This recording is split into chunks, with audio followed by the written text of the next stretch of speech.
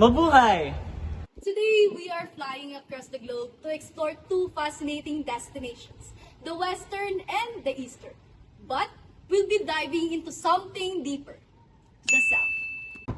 Yes, today we'll discover the similarities and differences between how the West and the East view the South, the four Eastern perspectives, and how these perspectives shape who we are. So let's go! Fasten your seatbelts! I wonder, what are the similarities of Eastern and Western perspective?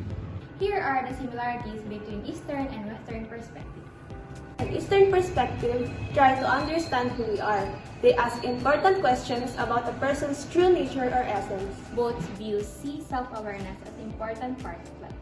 Western people often think about their inner feelings and thoughts, while Eastern people focuses on the understanding of themselves and their relation to others and the world. Both perspectives focuses on a relationship. Both perspectives see relationship as a key to understanding yourself. Western culture values relationship, while Eastern culture emphasizes the importance of community and harmony with others. Now that I know the similarities of Western and Eastern perspective, I want to know now what are the differences of them. Hey, I know the differences of them. Now we'll look at how Eastern and Western cultures view the self and how these two perspectives help shape who we become as individuals. While one focuses more on individual success, the other emphasizes being part of community. Let's explore what these differences and how they affect personal growth. In Western cultures, the self is mainly understood as independent. People are encouraged to focus on their personal goals, achievements, and individual freedom. They do have this me-first mindset. The Western idea of the self often puts a lot of importance on the individual. People are encouraged to think about their own needs and ambition first. The idea is that being the best version of yourself, you contribute more to society. In the Western way of thinking, you grow by working on yourself. Through education, careers, and personal achievements, is all about you becoming the best you.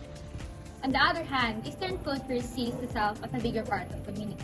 The focus isn't just on you, but on how you fit into the society, your family, and even nature.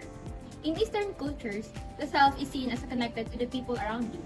Instead of focusing just on yourself, you think about your role in the family, community, and the world. Also, we do have a we-first mindset. The Eastern view is about being part of a group. You're defined by your relationship. It is less about standing out and more about keeping harmony and balance with others. In Eastern thought, personal growth comes from understanding your place in the society and fulfilling your role. You develop yourself by focusing on the bigger picture, how you can see others, be humble, and live in harmony with the world around you. Both Eastern and Western perspective offer different ways of looking at personal growth. Western thought encourages you to focus on individual success and independence, while Eastern thought reminds you that being part of a community and living in harmony with others is just as important. Understanding both approaches can give you a broader view of what it means to grow as a person. Wow! Now that we know the similarities and differences of Eastern and Western perspective, let's now talk about the Eastern perspective. In Eastern perspective, we have four: the Buddhism, Confucianism, Hinduism, and Taoism. Let's talk first about Buddhism.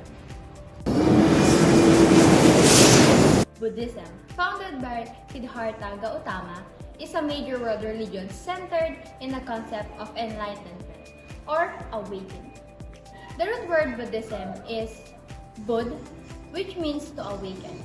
In Buddhism, this awakening refers to a profound understanding of the self and the world around us.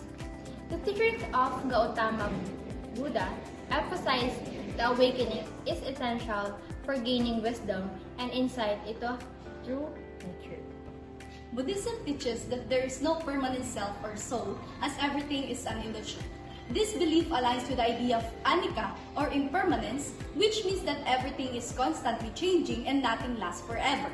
If one fails to acknowledge this, it may lead to the illusion of a self or personal identity. The ultimate goal in Buddhism is to experience nirvana. It is a transcendent state where the mind is at complete peace and free from suffering, desires, and self-reference. In nirvana, the individual's concept of self dissolves and they merge with the universe. This state of perfect happiness and tranquility can be achieved through meditation, as the material world is seen as nothing in comparison to this inner peace. Next is Confucianism. Confucianism is a philosophical and ethical system based on the teachings of Confucius, a Chinese philosopher. It emphasizes moral integrity, social harmony, respect for tradition, and the importance of family and education. Key concepts include righteousness and the importance of virtuous leadership in society. Self-cultivation is seen as the ultimate purpose of life, but the characteristics of a Chunsu, a man of virtue or noble character, is still embedded in his or her social relationship. It is conditioned to respond to perception, not of its own needs and aspirations, but of social requirements and obligations, wherein the personal needs are repressed for the good of many, making Confucian society also hierarchical for the purpose of maintaining order and balance in society. For the Taoism is a Chinese philosophical and spiritual tradition that emphasizes living in harmony with the Tao, which means the way or the path. The Tao represents the fundamental nature of the universe, which is beyond human comprehension and cannot be fully described. Instead, it is to be experienced by aligning oneself with its flow. Taoism emphasizes the balance between opposing forces rather than being in conflict. These forces complement each other and create harmony. And for Hinduism, in the Hinduism, the development of self is shaped by the law of karma and a cycle of rebirth. Each action, thoughts, and intention in life creates karma, which influence the future lives. The soul is reborn through many lifetimes, and each rebirth offers the chance to grow spiritually. By accumulating good karma through righteous living and following one's duties, and self move closer to liberation from the cycle of rebirth. Spiritual practices like meditation, devotion, and selfless actions help purify the self and lead to ultimate unity with the divine. Now that we know the concept about both Western and Eastern perspective, let's fly around to the benefits and importance of both perspective on the self. In Western perspective, Western thought emphasizes the importance of scientific investigation and individualism, providing a systematic and empirical approach to understanding the self. By relying on evidence-based methods, individuals can reduce bias and subjectivity in their self-exploration, leading to more accurate and reliable insights. This process empowers individuals to critically evaluate their experiences to make informed decisions about their personal development. For the Eastern perspective, the Eastern thought, in contrast, offers a more relational and holistic view of the self. The emphasis here is interconnectedness, not only between individuals but also with society and the broader universe. This approach highlights the idea that understanding self cannot occur in isolation and must be seen in the relation to others and the world at large. One of the key benefits of this perspective is it fosters a sense of unity and harmony in one's surroundings. In Eastern cultures, the self is not viewed as separate from others, but rather as part of a larger whole. This relational view encourages empathy, compassion, and social harmony, as individuals learn to see their identity in the context of their relationships and responsibilities to others. Additionally, Eastern philosophies often raise existential questions about the purpose of life and the meaning of existence. For example, questions like why do we live, or for whom do we rise each day, prompt individuals to reflect deeply on their place in the world and their purpose in life. The benefit of this approach is that it promotes introspection and encourages individuals to seek a deeper understanding of their inner self. Instead of focusing solely on personal achievements or individual success, Eastern thought encourages people to reflect on their spiritual journey and the connections they build with others. After the benefits, we will now know the importance of Western and Eastern perspective on the development of self. Eastern and Western thought is important for personal growth.